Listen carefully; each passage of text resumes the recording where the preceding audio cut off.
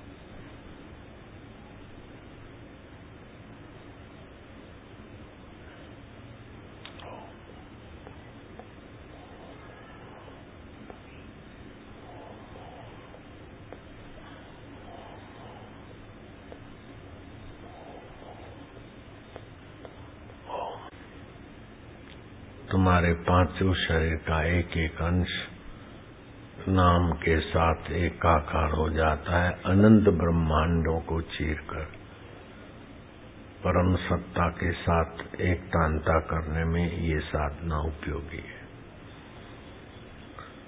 गर्भवास के दुख नहीं होंगे उसको।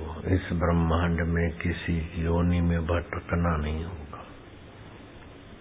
अपने को जो ये ब्रह्मांड दिखता है सीमा से, बुद्धि से, कल्पना में, उससे भी विलक्षण अनंत ब्रह्मांड सत्ता से एकाकारता हो रही है।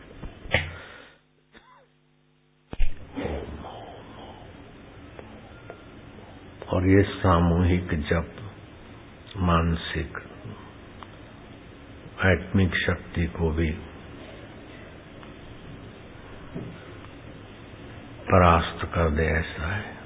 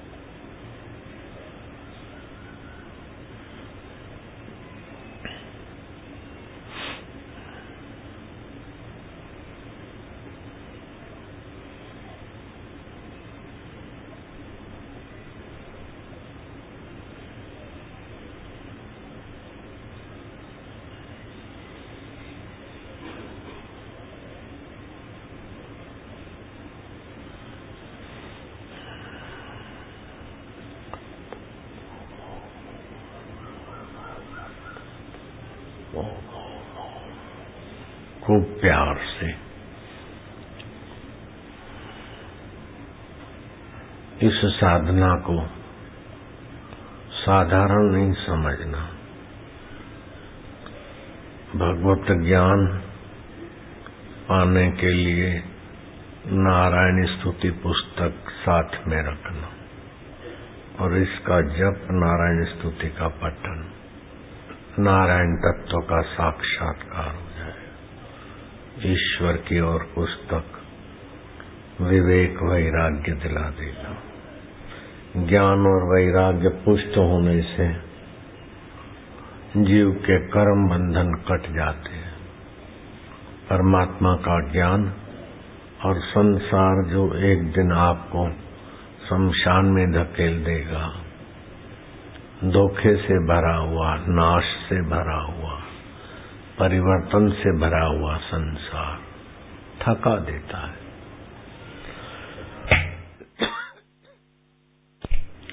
उसके पहले भगवत विश्रांति, भगवत ज्ञान, भगवत प्रीति आके भगवत प्रसाद या मति बन जाती है। भगवत प्रसाद या मति सारे दुखों का अंत कर देती है, सारी दास्ताओं और बंधनों का अंत कर देती है। शुरू में अल्लाह को, गॉड को, भगवान को मानकर आदमी चलता है, उसको बोलते हैं इष्ट का आश्रय, भगवत आश्रय। जीव बेचारा अल्पज्ञ है तो सर्वज्ञ की शरण लेता है। बड़े का सहारा सभी जीव लेते हैं। पेड़ पौधे लताएं भी बड़े के आश्रय में जीते हैं। जानवर भी बड़े, हाथी भी बड़े हाथी के साथ। तो मनुष्य के लिए बड़े में बड़ा तो आत्मा परमात्मा है, तो परमात्मा का आश्रय लेते हैं। और परमात्मा का आश्रय लेने का एक अनोखा लाभ मिलता है। अगर परमात्मा आश्रय लेकर नियम, पूजा पाठ, जप करते हैं और बदले में संसार की सफलता चाहते हैं तो कुछ अंश में हो भी जाता है। लेकिन संसार तो ऐसे ही है, सफलता विफलता सब हो के चला जाएगा। मुझे तो भगवान ही चाहिए। भगवान का आश्रय ले। किसी वस्तु के लिए तो वस्तु बड़ी हो गई, भगवान छोटे हो गए। कुछ बनने के लिए भगवान का आश्रय लेता है तो भगवान छोटे हो गए, अपना बनना महत्वपूर्ण हो गया। वो शुद्र स्वार्थ है, उसको भक्ति बोलते हैं। लेकिन भगवान से कुछ न चाहे, भगवान ही चाहे तो वो भक्ति योग हो जाता है, महत्वपूर्ण हो जाता है। भक्ति योग से भगवान बहुत प्रसन्न होते और हमारा परम हित चाहते, परम मंगल चाहते। भगवान और गुरु की ये विशेषता है कि जो हम चाहते हैं वो हमसे छीन लेते हैं, और जिसका हमको पता भी नहीं वो वैभव हमको थमा देते हैं। मैं सोच भी नहीं सकता था कि ऐसा गादी हो सकता है, ऐसा प्रवचन कर सकता हूँ, इतने देश मेरे को सुन सकते, मैं कल्पना भी नहीं कर सकता था। तो नहा धो के पूजा करता, पूजा के बाद कुछ खाता पीता। तो जिस देवता की पूजा करते वो भगवान को चुरा लिया मेरे गुरु भाई ने। तो मैं थोड़ा सा मायूस था, तो मेरे सामने देखे और गुरु जी के सामने देखे और ठठोली करके हंसे। तो गुरु जी पूछे क्यों आज इतना हंस रहा है? अरे बोले साईं, ये आशाराम का भगवान खो गया है। तो गुरु जी ठठोली का बाप कर देवे, अच्छा भगवान और खो गया? अरे जो भगवान खो जाए उसी भगवान को भजता है। तो पहली सेकंड तो बड़ा धक्का लगा, लेकिन श्रद्धा थी गुरु जी में। बाद में उस भगवान की जरूरत ही नहीं पड़ी, वो कहाँ खो गए पता ही नहीं। नहीं तो भगवान की सेवा के बिना अपन आगे पीछे हो ही नहीं सकते थे।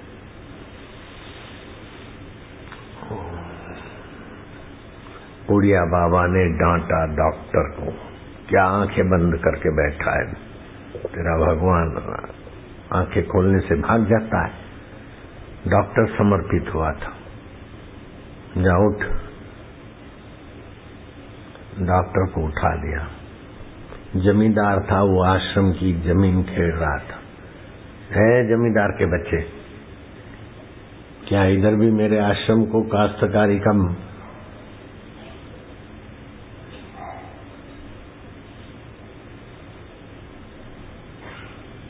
व्यवसाय का घर बना दिया? क्या खेड़ता रहता है दिन भर? जाओ बैठो, आंखें बंद करके ध्यान करो। अब डॉक्टर को बोले हल चलाओ, और जो हल चलाता था उसको बोले ध्यान कर। उसका ध्यान न हो और उसका हल न चले। श्री संत ने कहा कि बाबा ये तो अव्यवस्था हो जाएगी। वो हल चला रहा था, उसकी रुचि थी, और जमींदार था, किसान था, और वो डॉक्टर था, एकांत में शांत होना उसका स्वभाव था। बोले भैया अपनी रुचि तो बांधती है ना, उसको आंख बंद करके बैठने की रुचि थी। जिस दिन नहीं मिलेगा उस दिन फिर दुखी हो जाएगा, और उसको हल चलाने की रुचि थी। तो रुचि का सुख तो पशु पक्षी कुत्ते बिल्ले ले रहे हैं, रुचि निवृत्ति करके आत्म वैभव पाना है। बाबा की जो नजरिया थी, आश्रम का काम बिगड़े तो बिगड़े, लेकिन इसका जीवन संवर जाए। ऐसे ही मेरे साथ भी गुरुजी का हम जो चाहते थे थामना, वो गुरुजी ने छुड़ाया, और जिसका पता नहीं था वो गुरुजी ने अनुभव करा दिया। ये गुरु की महत्ता है। तो इष्ट देव से अगर कुछ नहीं चाहते हो, हम भगवान की भक्ति करते थे तो मुझे ये दे दे, मेरी शादी हो जाए, मेरा धंधा चले, ये भीख मंगापन नहीं था। बस मुझे तेरा दर्शन मिल जाए। तो भगवान कब दर्शन दोगे? तो फिर प्रेरणा हुई कि लीलाशाह जी के पास चलो। तो मैं अकेला था तो भगवान की शरण ली। तब भगवान ने फिर गुरु के पास पहुंचा। तो भगवान की सत्ता या भगवान की कृपा और गुरु दो मिलके 11 गुनी ताकत हो गई। और ये आश्चर्य है कि भगवान जितना दे सकते थे, कर सकते थे, कर लिया, लेकिन गुरु जी मिला तो भगवान का काम पूरा हो गया। जैसे अंधेरी कोठरी में थे तब तक दिया या टॉर्च वाला हमारे साथ चला तो उसकी मेहरबानी, लेकिन सूरज के सामने टॉर्च वाला क्या करे? वो बोले भाई जा, अब तो हो गया तेरा काम। भगवान बोलते अब गुरु मिल गया, हो गया। ये भगवान की कैसी उदारता है कि ऐसा नहीं कि अपना भगत गुरु को क्यों देवे, पूजवाते रहे। भगवान में ये दोष नहीं है। नेता तो बोलेगा मेरा चमचा मेरा काम करता रहे, सेठ चाहेगा कि मेरा नौकर काम करता रहे। भगवान में ये चाह नहीं है, गुरु में ये चाह नहीं है। गुरु गुरु तत्व में जगा देते हैं, भगवान गुरु तक पहुंचा देते हैं। गुरु गुरु तत्व में जगा देते और भगवान गुरु तक पहुंचा देते। प्रचेताओं ने भगवान शिव जी को प्रकट कर लिया। शिव जी से फिर नारायण के दर्शन की दीक्षा ली। नारायण प्रकट हुए। कहो राजकुमारो, बोले पिता ने कहा था कि राजपाट संभालो। मैं अब बूढ़ा हो गया हूँ, संसार में कोई सहार नहीं है। सोने के बर्तन में भोजन करके देख लिया, ललनाओं से चंवर झुलवा के देख लिया कि आयुष्य नष्ट हो रहा है। अहंकार को लगता है कि मैं सुखी हूँ, मैं दुखी हूँ, मैं क्या हूँ ये पता ही नहीं चला। आयुष्य नष्ट हो गई। अब मुझे एकांत में जाना है। तुम 10 भाई जैसा बोलो 10 हिस्से कर दूं राज्य के, अथवा एक सेनापति बने, एक वो बने, एक 10 मंत्री बनो, एक राजा बने, 9 मंत्री बनो। तो हमने चुपके से राजपाट का त्याग करके पिताजी पाए अकेले एक राज्य था तो भी सुख नहीं मिला, तो हमको तो 10वां हिस्सा मिलेगा, ये क्या सुख दे देगा निगुड़ा। इसलिए हम तो चले। शिव जी का दर्शन हुआ, फिर विष्णु जी के मंत्र से विष्णु जी प्रकट हुए हो। तो प्रचेताओं मांग लो तुमको क्या चाहिए, मैं तुम्हारे लिए मैं ना नहीं बोलूंगा, कुछ भी आदेय नहीं है। बोले प्रभु जी हम जो मांगेंगे न तो हमारी मति के अनुसार मांगेंगे। ऐसे ही होता है, बच्चा जो मांगेगा तो चॉकलेट, बिस्किट, लॉलीपॉप, खिलौने, ये वो टॉफी और हीरे जवाहरात सब रखो तो उसकी रुचि के अनुसार तुच्छ चीजें ही लेगा। ऐसे ही हम अपनी मति से जो भी लेंगे नश्वर लेंगे। अगर आपकी मति में जो सर्वोपरि हो, सर्वश्रेष्ठ हो, हे नारायण, जिसको आप और शिव जी सबसे ऊंचा मानते हैं, वही चीज आप हमें दीजिए, जिससे फिर कभी बिछड़े नहीं। प्रकृति की कोई चीज देंगे तो नष्ट हो जाएगी, जो शाश्वत है, जिसको पाने के बाद कुछ पाना नहीं रहता, जिसको जानने के बाद कुछ जानना नहीं रहता, जिसमें स्थित होने से बड़ा भारी दुख भी चलित नहीं कर सकता, बड़ी भारी निंदा भी चलित नहीं कर सकती। वो मीडिया वाला उल्टा हो जाए, टंगजी भी रहा कुछ को न बचे हूं। वरी साहा तक हम 10 सेकंड में एक हादसा और एक चमत्कार, हेलीकॉप्टर जमीन में गिरा, चूर चूर हो गया, लेकिन उसमें सब सही सलामत। पता है उसमें कौन था? आशाराम बापू। रोज तो कुछ का कुछ घिस्सा पिटा बोलते थे, लेकिन आखिर उसी मोड़ पे आके खड़े रहे। निंदा स्तुति सम कर देखो, हमने बहुत पाया, बहुत कमाया, बहुत नाम किया। वो बोलता मैंने बहुत खोया, बहुत बदनामी हुई। बेटे दोनों वहम में हो, पाया वो भी स्वप्न है और खोया वो भी स्वप्न है, उसको जानने वाला अपना है। सासू ने ये कर दिया, भूल जा स्वप्न है। बहू ने ये कर दिया, भूल जा स्वप्न है। बेटे ने ये कर दिया, भूल जा स्वप्न है। सपने में तुम 60 साल का सफर कर चुके हो और 60 साल के दुखड़े रो रहे हो। उतने में एक तमाचा लग जाए तो उस तमाचा लगाने वाले को धन्यवाद है कि 60 साल की मुसीबत एक क्षण में हट गई। क्या ताकत है 60 साल की, एक क्षण के जागृत होने में। सत्संग जगा देता है। 60 साल नहीं, 60,000 वर्ष तपस्या करे, लेकिन एक क्षण सत्संग 60,000 वर्ष तपस्या करने वाले रावण की उपलब्धि से आपको ऊंचा पहुंचा देता है। शबरी भीलन को, रविदास चमार की शरण जाती है, मीरा ऊंची हो जाती। तो नहीं ज्ञान न सदृशम पवित्र में ही विद्यते। तो भगवान नारायण बहुत खुश हुए। प्रचेताओं, तुमको सर्वश्रेष्ठ चीज मैं देना चाहता हूं, वो है आत्मलाभ। आत्मलाभ से बढ़कर कोई लाभ नहीं है, आत्मज्ञान से बढ़कर कोई ज्ञान नहीं, आत्म सुख से कोई बड़ा सुख नहीं है। जाओ, मेरी कृपा से तुमको देव ऋषि नारद जी मिलेंगे और ब्रह्म ज्ञान का सत्संग देंगे। और ब्रह्म ज्ञान का एक क्षण सत्संग सुने, सारे तीर्थों का स्नान का फल हो गया, सारे यज्ञ हो गए, सारे पितरों को तर्पण हो गया, सारी पृथ्वी का दान हो गया। ऐसे मोड़ पर तुम आके खड़े हो। जो प्रचेताओं को शिव जी और विष्णु जी ने प्रसन्न होकर दिया, वहां तक तो तुम अभी खड़े हो।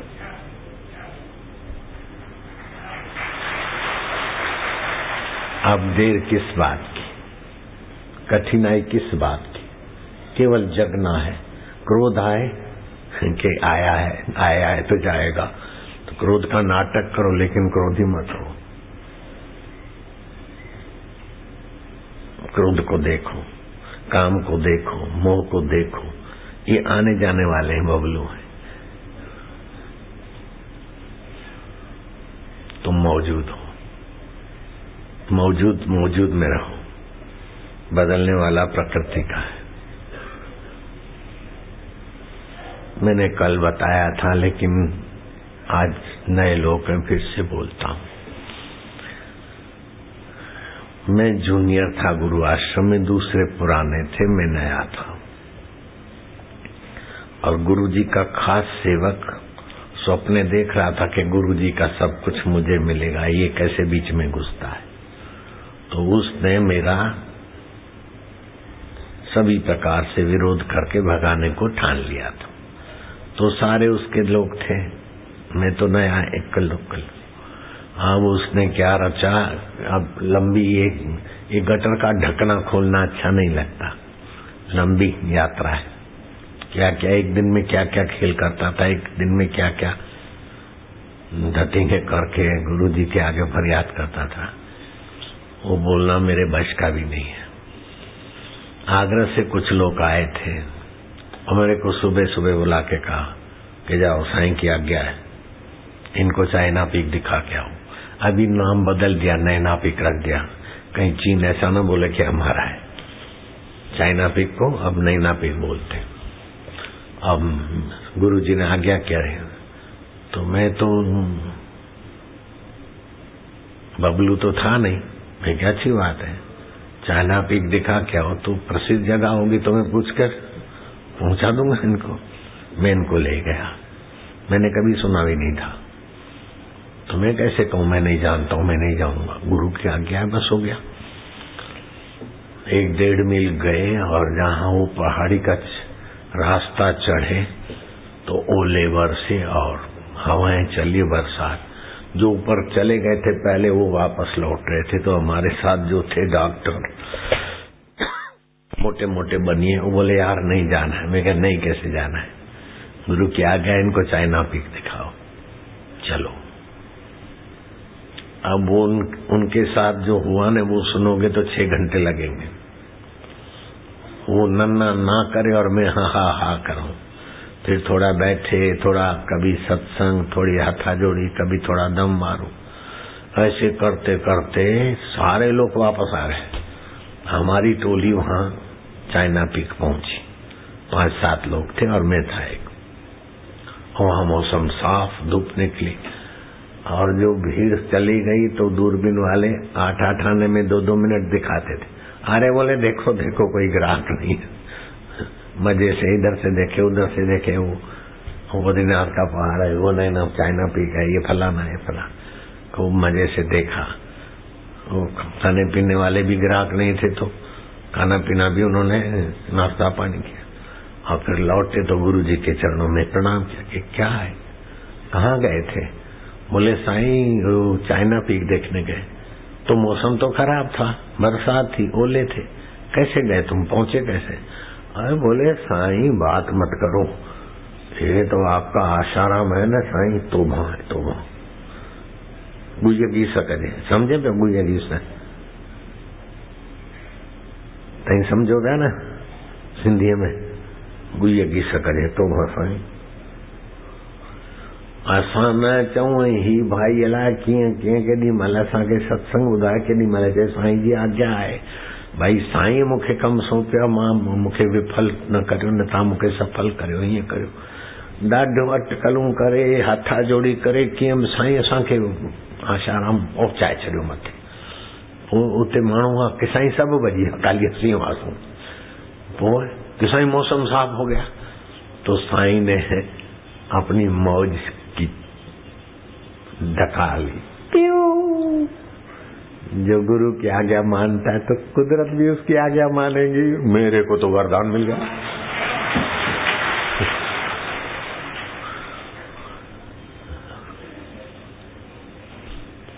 हम तो चाहते थे कि ये रहे भगवान का, वो तो हटा लिया और वो दे दिया वरदान। हम तो खिलौना चाहते थे और उन्होंने हीरे मोती भी कुछ नहीं माना रखते, पूरी प्रकृति क्या मान गई, कैसा दे दिया।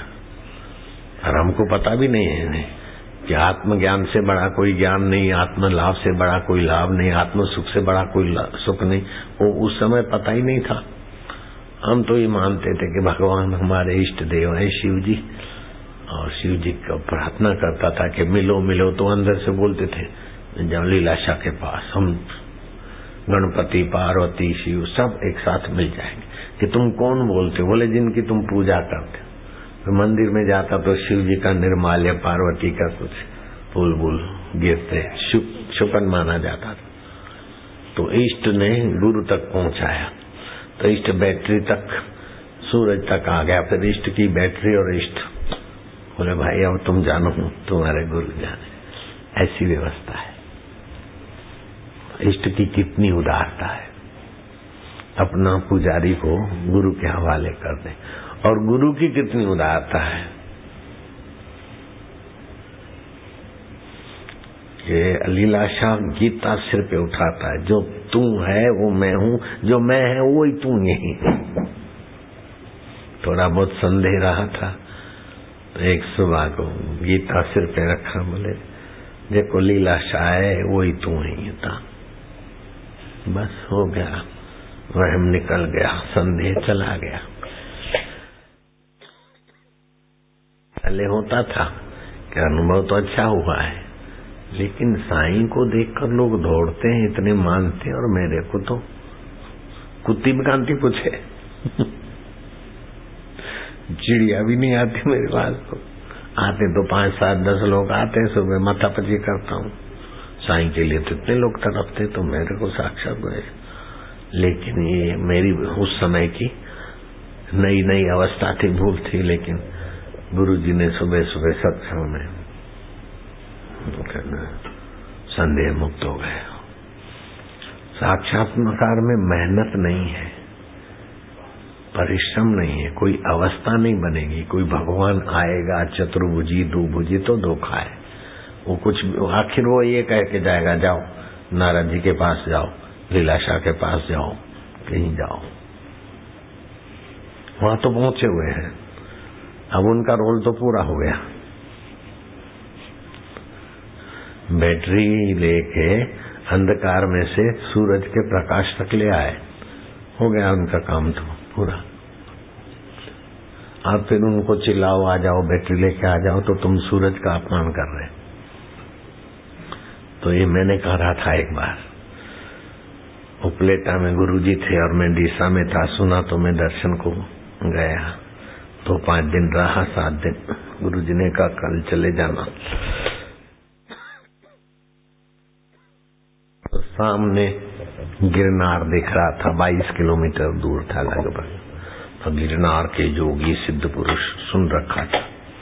तो मेरा जो हरि था न, गुरुजी का सेवक था, तो कुछ भी गुरुजी को कहना होता न, तो हम मुंह नहीं लगते थे, बड़ा मर्यादा में रहते थे। तो उसी सेवक को हाथाजोड़ी करता था मैं कि मेरे को आज्ञा लेके देना कि कल जाऊंगा डीसा, तो ये गिरनार जरा जोगियों के यहाँ से थोड़ा मुलाकात करते हुए जाऊंगा। क्योंकि साईं को समर्पित हूं, तो साईं की आज्ञा के बिना नहीं जाऊंगा ना।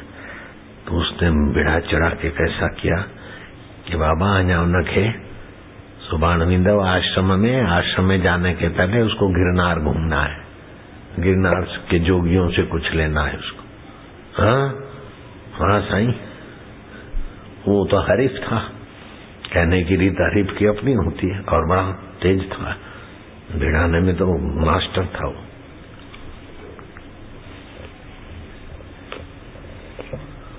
गुरुजी घूम के आए, उसने तो रात को जो भिड़ाना था, चलो हेदाज फलाना किताब पढ़ो। सत्संग शुरू किया, गुरुजी बैठे, बुद्धि पे जी सर।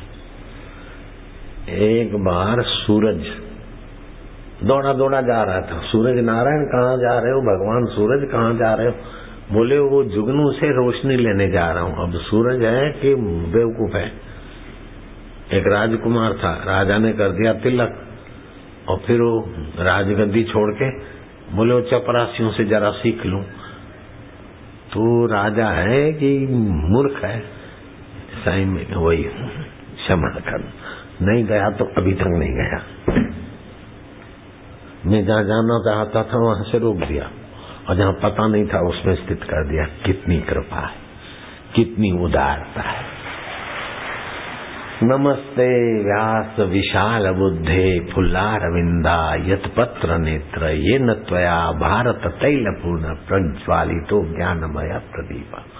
हमारे हृदय में ज्ञान का प्रकाश देते हो, सत्य का प्रकाश, आनंद का प्रकाश, स्वतंत्र।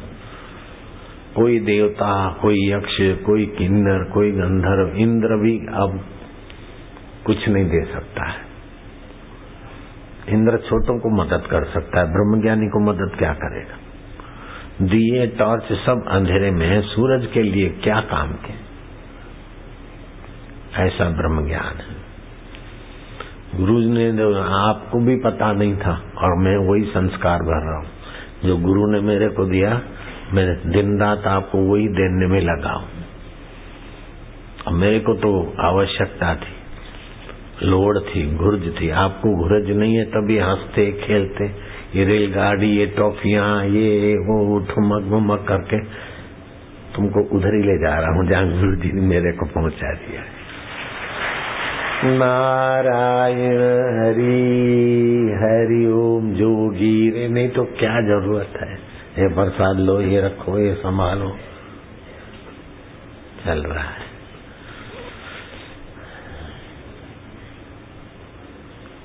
मनुष्य जीवन में अगर ब्रह्म विद्या नहीं मिली तो सोने की लंका मिली तभी भी घाटे में ही हो, संभाल संभाल के मरोगे। मुसोलिन ने इटाली का राज संभाला, कम्युनिस्टों ने धावा बोल दिया, मुसोलिन हारा, छुप गया। स्विट्जरलैंड की सुंदरी से उसका लगाव था। उस सुंदरी को लेकर एक बड़ी बंद गाड़ी में कई $1,000,000 बड़ी बड़ी नोटें और कई मिलियनों की ज्वेलरी लेके जा रहा था। और कम्युनिस्ट के सिपाही ने देख लिया, 2-3 राउंड छोड़े, धाड़ धाड़ धाड़। मुसोलिन तो ढेर हो गया। तब तो कम्युनिस्टों को पता चला, और उनका जो वफादार सैनिक था उसकी भी लाश मिली, और खबर मिली कि $1 ट्रिलियन की संपत्ति थी। अब क्या पता कहाँ गई। इतने हीरे थे, इतना $1,000 के नोट थे, ये वो ये करेंसी। मिलियन नहीं, बिलियन नहीं, सो मच ट्रिलियन। तो जांच कमीशन रखी गई, रिटायर्ड जज, चीफ जस्टिस और कुछ आदमी। कुछ जांचने पे मिला नहीं, लेकिन मुसोलिन का प्रेत आत्मा हंसा, I have no body but I have desire. शरीर तो नहीं, लेकिन इच्छा तो है ना मेरे पास। किसी को पागल कर दिया, किसी को रिजाइन करा दिया। फिर दूसरी जांच कमीशन रखी गई, उसमें भी ऐसा हुआ गड़बड़। 17 जांच कमीशनें जांच करते करते विफल हो गई। अब वो मुसोलिन और मुसोलिन की संपत्ति झील के किनारे कहाँ है? तो जिनको मुसोलिन जैसी योग्यता है लेकिन आत्म तृप्ति नहीं है, तो डॉलर और हीरे संभालने के लिए प्रेत होके पड़े हैं। कितना बड़ा घाटा है अपने लिए, औरों के लिए। और जिनको आत्म संपत्ति मिल गई वो तो अपना झोली झंडा दे देंगे, फिर भी राज का राज। महात्मा के यहाँ गुरु पूनम थी, चांदनी रात थी, रात को आ गए डकैत महाराज। दिन भर में भगत आए थे, माल बताओ। यूं बंदूक दिखाई, बोले बंदूक से डरने वाले नहीं है। माल तो ले गए समिति वाले, फल फ्रूट है और चिल्लर पड़ी, और ये मैं कुर्ता उतारता हूँ, ये लुंगी उतारता हूँ, ये लंगोट है, बोलो तो ये भी दे देवे। बोले नहीं बाबा। उनको लगा महात्मा का प्रभाव था, इधर उधर हाथ मारा, चिल्लर विल्लर हो।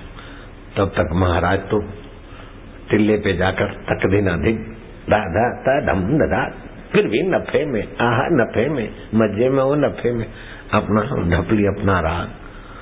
तो जो डकैतों का अगवा था, देखा महाराज नफे में क्या है, इधर ये पहाड़ में कुछ डाटा है क्या? बोले खोद लो, कुछ भी नहीं है, गाढ़ा बाड़ा कुछ नहीं है, गाढ़ा है तो खोल ले लो। तो बोले महाराज नफे में क्या हो? अरे बोले आए थे तो एकदम गिनली, लंगोट भी नहीं थी, गिनली समझो ना, सोनी ही भाई हले गिनली वांगुर समझे पियो कृपलाणी। आए थे तो मागी गिंदली वजाई ना है, सुंजर से धकी पई है सोनी नफे में, एडो खादो से पीतो से नफे में, चिंता किस बात की? जो लिया यहीं से लिया, जो दिया यहीं दिया, नफे में। अब कुछ भी नहीं है कॉफिन के सिवा, तभी भी वो बादशाह और मुसोलिन के पास इतना है तो भी वासना नहीं मिटती। अमेरिका में क्रिसमस के दिनों में 4 अरब रुपयों की चोरी दर्ज हुई। क्रिसमस के दिनों में बिजनेस खूब होता है, 400 करोड़, 4 अरब। तो फिर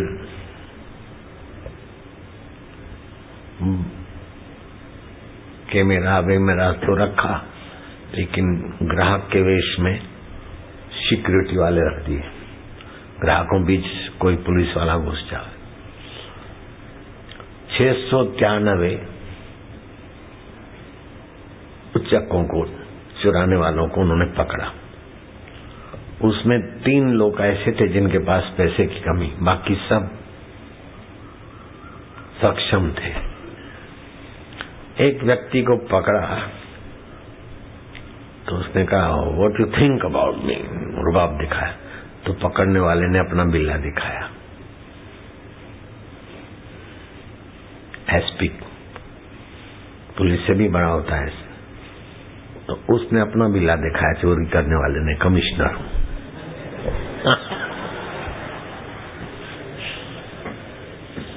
एक बड़ी सुंदरी थी, प्रसिद्ध नर्तकी थी, उसने गाउन चुराया और सिक्योरिटी टाइट वालों ने पकड़ा। फिर पता चला कि व्हाइट हाउस में डांस करने जाने वाली है। तो ये जरूरी नहीं कि गरीब आदमी चोरी करते, हृदय की दरिद्रता तो सबके पास है। शादी में से भी कुछ चुरा के ले आते, फ्लाइट में से भी कुछ चुरा लेते। अरे यहाँ प्रसाद में भी एक प्रसाद लिया तो दूसरा थोड़ा चुरा लेते हैं, ऐसे भी लोग। तो रामायण में आता है दरिद्र सम दुख जग नाही, संत मिलन सम सुख जग नाही। दरिद्रता के समान दुख नहीं है, ये भाव की दरिद्रता, ज्ञान की दरिद्रता। वस्तु की दरिद्रता कुछ भी नहीं, लंगोट है तो भी मौज है, लेकिन अंतर सूझबूझ की दरिद्रता वो सत्संग से ही मिटती, डॉलरों से नहीं मिटती। अगर डॉलरों से, रुपयों से दरिद्रता मिटती तो 4 अरब की चोरी क्रिसमस के दिनों में क्यों होती? और पुलिस और कैमरा है फिर भी होती चोरी। अब दूर मत जाओ, दिल्ली के ताल कटोरे में बड़ा स्विमिंग पूल है, 200-500 करोड़ की चीज है। मुझे तैरने का शौक था, खबर पड़ गई किसी भक्त ने वीवीआईपी पास बना दिया। मुझे नहाने जाना है तो मैं सेवक को बोलूं तो आज आप 1 घंटे में फोन आएगा, all is clear, Bapu ji welcome. सारा साफ सफाई वो सब हो जाता, सन्नाटा हो जाता। तो मैं नियम का पालना मानता हूं, तो शावर लेके बाद में जंप मारना चाहिए। बाथरूम में एक बार स्नान करके, और बाथरूम में जाए तो कहीं कोई नल नहीं, कहीं शावर नहीं, कहीं पानी नहीं। मैं क्या 40 बाथरूम ये सब? बोले बाबा चोरी हो जाता। मैं क्या इतने सिक्योरिटी वाले चोरी कैसे होते? बोले मिनिस्टर के छोरे ले जाते, मिनिस्टर उठा के निकाल के ले जाते। अब उनको नल निकालने से क्या मिलता है? लेकिन हृदय की दरिद्रता है ना। दरिद्र सम दुख जग नाही, संत मिलन सम सुख जग नाही। सबसे ऊंचा शरीर कौन सा है? सबसे पवित्र और महान शरीर कौन सा है? रामचरितमानस में आया, उत्तरकांड में काकभूषण से गरुड़ जी पूछते हैं, सबते दुर्लभ कौन शरीरा। देवता, यक्ष, गंधर्व बड़े प्रभावशाली होते। बोले नहीं, नर तन सम नहीं कौन हूं देहा, जीव चराचर जाचत ही। नरक स्वर्ग अपवर्ग निसेनी, ज्ञान विज्ञान भक्ति सुबदेनी। ज्ञान विज्ञान और भक्ति देने वाला मनुष्य शरीर है, देवता यक्ष गंधर्व भोग शरीर है, और ये भगवत प्राप्ति के काबिल है। इसलिए मनुष्य शरीर सबसे उत्तम है, वहां तुम हो। जो सबसे उत्तम शरीर है वहां तुम हो। जो सबसे उत्तम ज्ञान है मद्रासी, वहां तुम हो। बोले सबसे बड़ा दुख क्या है? नहीं दरिद्रता सम दुख जग माही। सबसे भारी सुख क्या है? संत मिलन सम सुख जग नाही। बोले संत और असंत को हम कैसे पहचाने?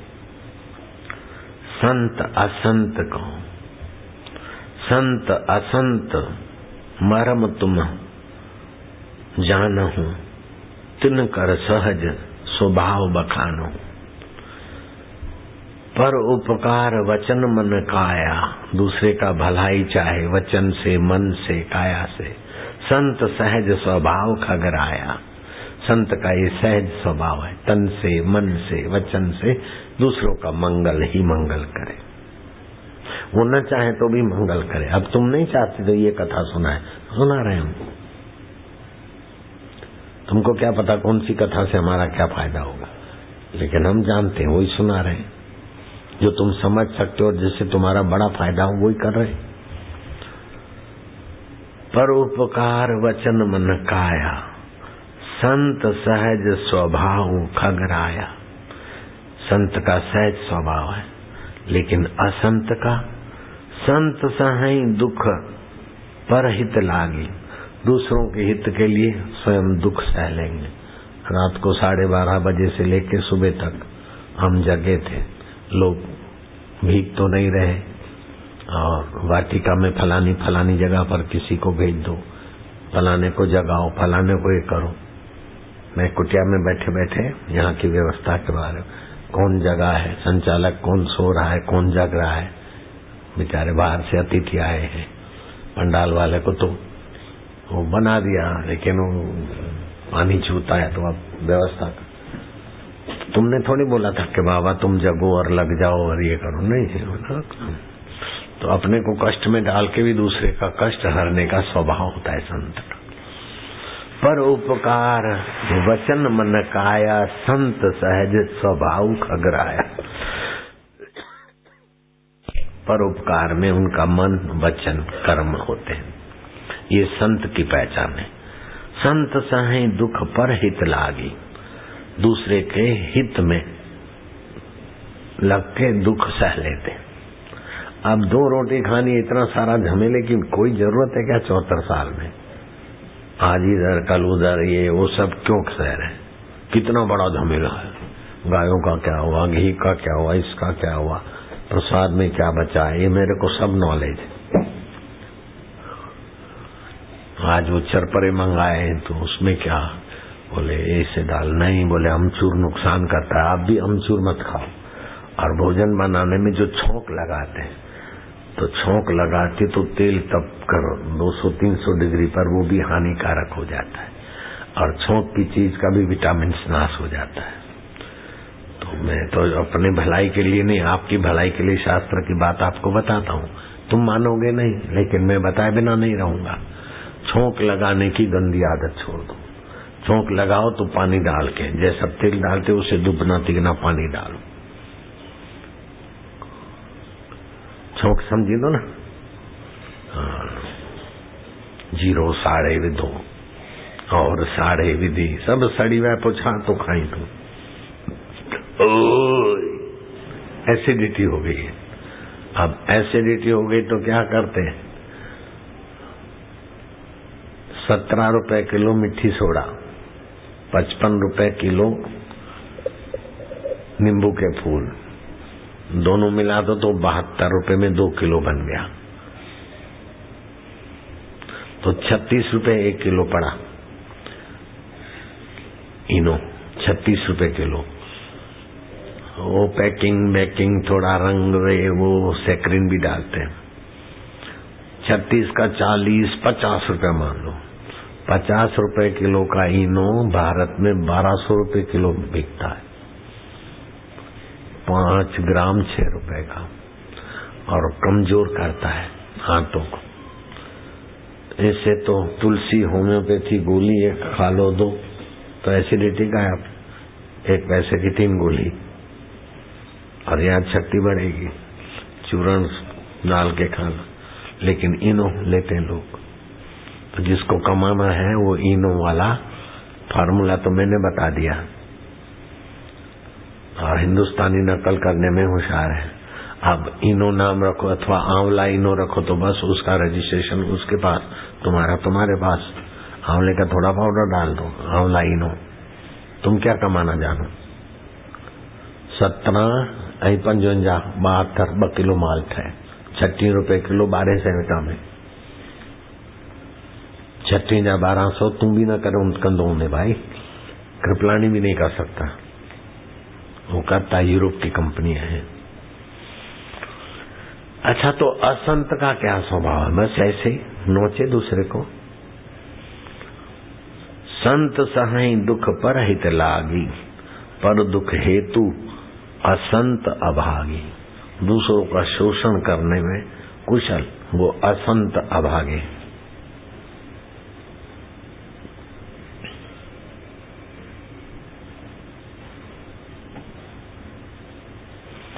बोले कवन पुण्य श्रुति विदित विशाला, सबसे बड़ा धर्म क्या है? यज्ञ धर्म है, तीर्थ धर्म है, पुण्य धर्म है, जप धर्म है। सबसे बड़ा धर्म क्या है? बोले अहिंसा परमो धर्म। मन से, वचन से, कर्म से किसको चुभने वाला हो वचन नहीं कहो, चुभाओ मत। वाणी ऐसी बोलिए मनवा शीतल हो। बहू है तो सासू को चुभने वाला वचन नहीं बोलना, सासू है तो बहू को चुभने वाला नहीं बोलना। क्या सुंजन मैटन छाड़नू फलानू, जो हुआ उनका वचन चुभेगा तो तुम्हारे लिए सासू श्रद्धा कम हो जाएगी उसके।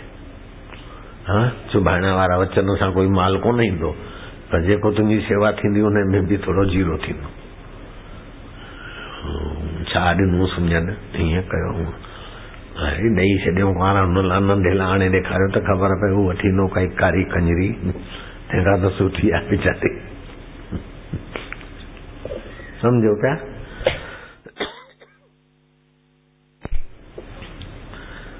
तो कवन पुण्य श्रुति विदित विशाला, परम धर्म श्रुति ने क्या कहा है? बोले अहिंसा परमो धर्म। तन से, मन से, वचन से किसी को दुख न दो, ये अहिंसा परम धर्म है। तन से, मन से, वचन से दूसरे के दुख हरो, ये परम धर्म है। बापू जी कर रहे हैं परम धर्म। बोले मानसिक रोग क्या है? ये कौन पूछ रहे? पक्षियों के राजा भगवान नारायण के गरुड़ जी। मानस रोग कहूं समुझाई। बोले मोह सकल व्याधि न कर मूला। मोह सभी व्याधियों का मूल है। मोह किसको बोलते हैं? उल्टे ज्ञान को। जो आप हैं उसको आप जानते नहीं है, और हाड़ मांस के शरीर को आप में मानते हैं। जो छूट जाने वाली चीजें उसको मेरा मानते हैं। इसी से सारी व्याधियां और चिंताएं आती हैं, बीमारियां, टेंशन, तनाव, शारीरिक टेंशन, मानसिक और बौद्धिक टेंशन। एलोपैथी में इसका सही इलाज ही नहीं है। नींद की गोलियां देंगे, पड़े रहो मूर्छित, अथवा पेन किलर देंगे, बदमाशी का नाम है। पेन किल नहीं होता है, पेन की खबर देने वाली कोशिकाएं किल होती है, बाकी की जो बची रहती फिर से पेन करती है। लेकिन सत्संग में जाओ तो शारीरिक, मानसिक, बौद्धिक टेंशन दूर हो जाता है, मोह भी दूर हो जाता है। तो सत्संग से जो फायदा होता है, भगवान नाम जप से जो फायदा होता है, उस फायदे में 4 चांद लगाने का पैकेज मैंने ढूंढ निकाला। सरस्वती मंत्र, और विद्वान बुद्धिमान बनेंगे हमारे साधकों के बच्चे। और दूसरा पैकेज खोज निकाला कि भगवान का ज्ञान। तो शास्त्र उपनिषद कहाँ ढूंढते फिरोगे जिनको मैंने खोज के जितना निकाल सका वो निकाला, और नारायण स्तुति पुस्तक, इतना सा पुस्तक, इसमें भगवान कैसे है, क्या है, भगवान का ज्ञान भरा है। कृष्ण भगवान, राम भगवान, शिव भगवान, जिससे पैदा होते उस भगवान का, जो तुम्हारा अंतरात्मा है, उसका एड्रेस है पूरा। इसको पढ़ते गए तो उसी भगवान में मन लगता जाएगा। तो एक तो नारायण स्तुति इस गुरु पूनम की भेंट समझ लो, और दूसरा ईश्वर की और जीवन विकास, इन 3 पुस्तकों को इस गुरु पूनम से अगली गुरु पूनम तक ये कोर्स, जैसे स्कूल वाले अब कॉलेज में पहुंचे, इससे बहुत सूझबूझ बढ़ जाएगी और थोड़ा ही ध्यान भजन कई गुना लाभ कर देगा। और मुझे इस बात की बड़ी खुशी, बड़ा संतोष है, बड़ी तसल्ली है कि औरों के जो गुरु हैं सब अच्छे हैं, औरों के जो चेले हैं सब अच्छे हैं, ठीक है, हम किसी की क्रिटिसाइज नहीं करते। सुना है क्या? किसी धर्म की, किसी मजहब की, किसी की नहीं। लेकिन मेरे साधक कोई 12 साल से कुछ भी करता है, यज्ञ करता है, नमाज पढ़ता है, चर्च जाता है, भले जाए, लेकिन मेरा साधक 12 सप्ताह में उन लोगों से आगे निकल जाता है, ये बात पक्की है। खुशी में, समझ में, ज्ञान में, मस्ती में हल्प नल, सहन शक्ति में हल कौन 12, इस बात की मुझे बड़ी प्रसन्नता है। तो कोई 12-12 साल तीर्थ यात्री करे, ये करे, छक्का लगे। मैं घर में था तो सभी कोई न कोई अपने से आगे वाले से मित्रता करते, तो हरगोविंद पंजाबी था एक भक्त, तो मैंने उसको मित्र बना दिया। तो मेरे से पुराना था, सीनियर था। हाँ, जब शादी हुई तो बोल राधा बोल संगम होगा कि नहीं। मैं क्या होगा, पिक्चर दिखाऊंगा शांति। अब पिक्चर के बहाने वो तैयार तो हो गई, लेकिन मैं सत्संग में चला गया तो हरगोविंद पंजाबी को बोला तुम्हारी पत्नी को बोलो ने उससे दोस्ती करे जरा।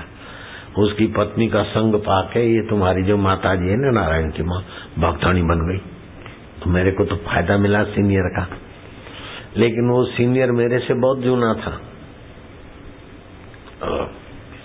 मैं गुरुजी के पास गया तो 40 दिन में काम बना गया, तो वो सीनियर आके मेरे सामने बैठा था सत्संग सुनने को।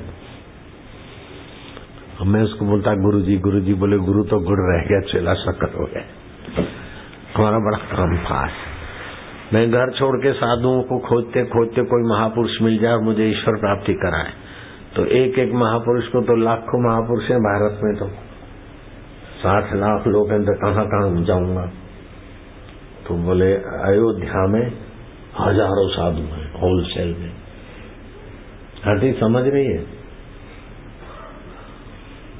तो हजारों साधुओं से मिलने में भी 1000 में से 2-2 साधु को मिलो तो भी 6 महीना चाहिए, 12 महीने। सबसे चुनिंदे 4 साधु, उन 4 में भी एक और 98 साल के दूध पे रहते हैं, बड़े महापुरुष हैं। उनके पास गया तो उन्होंने क्या चाहिए बच्चा, मैं क्या कुछ नहीं, ईश्वर ही चाहिए। तो बड़े खुश हुए और उन्होंने बताया 12 साल नाभि पर जप करो, 12 साल स्वाधिष्ठान पर, 12 साल इधर, 12 साल तो यहाँ जप करो, बेटा ईश्वर मिलेगा। मैं कहा अच्छा महाराज मैं जाता हूँ। मैं खिसक गया और 40 दिन में तो मैं काम बना के आया। फिर जब मेरा वहां जाना हुआ तो उस महाराज को पता ही नहीं था कि ये साधक है। आशाराम महाराज आप तो बहुत भाई, आप तो हमको मदद कर सकते हैं। वही बोले मेरे को, आपका तो बड़ा नाम है, आप तो मेरे को बड़ा सहयोग कर सकते हैं। 98 साल के बाबा जिनका मैं चेला बनने जा रहा था, तो मेरे को तो 40 दिन में वो मिल गया कि वही चेला बनने को तैयार हो गया। तो मेरी आदत ईश्वर प्राप्ति में भी फास्ट की आदत। ईश्वर नहीं मिल रहे थे तो मैं कभी कभी ईश्वर से फंगा लेता। अभी तुम तड़पाते हो, लेकिन एक बार मिलो तो मैं तुमको सब्जी से भी ज्यादा सस्ता कर दूंगा। લઈ લે ભાઈ 10 રૂપિયાની કિલો, 5 ની 500, બપોરે કે 3 ની 500, સાંજ પડી કે 2 ની 500, રૂપિયાની 500 લઈ જા, રૂપિયામાં કિલો લઈ जा। यहाँ तो रुपया भी नहीं, 5 भी नहीं, फ्री में ऊपर से टॉफी भी ले जा यार, भगवान को ले जा। ऐसा सस्ता बना दिया। दीक्षा ले जा, प्रसादी भी ले जा, और प्रॉब्लम है उसको भी सोल्व करा के जा। इतना सस्ता कर दिया भगवान को। इसमें आप सहमत है कि नहीं? और भगवान भी राजी है, क्योंकि कल युग में भगवान के ग्राहक ही नहीं है। ऐसा चाहिए, ऐसा चाहिए। बुद्धू हैं लोग, मिटने वाली चीज पाकर तबाह हो रहे हैं। अब मिट के ग्राहक ही नहीं है, तो मैंने शुरू कर दिया विभाग। कॉलेज में 500 सीटें हैं और फार्म आते 5000, तो सिलेक्शन करोगे, लेकिन 500 सीटों में फार्म आते 200, तो क्या करोगे भाई? भर्ती करो, कॉलेज चलाना है। ऐसा है कल युग। जो कल नहीं आए थे वे हाथों पर करो। हाथी लाओ तो ठीक। जो कल आए थे आज नहीं आए हैं वे हाथों पर करो। ये खुशी कहाँ से आई? ज्ञान से आई। खुशी कहाँ से आई? ज्ञान से आई। समझ कहाँ से आई? ज्ञान से। वही ज्ञान स्वरूप आत्मा है, आनंद स्वरूप आत्मा है। दूर नहीं, दुर्लभ नहीं, परे नहीं, पराया नहीं। अब गुरु पूनम के निमित्त जो आए हैं, आरती जगा दो। और मैं रेलगाड़ी वाले को बुलाता हूँ। रेलगाड़ी में चलाऊंगा दीदार बाजी हरिदास जी। रेलगाड़ी आजा, आरती वाले आरती जगा ले। अब ये आखिरी गुरु पूनम का कार्यक्रम यहाँ संपन्न करेंगे।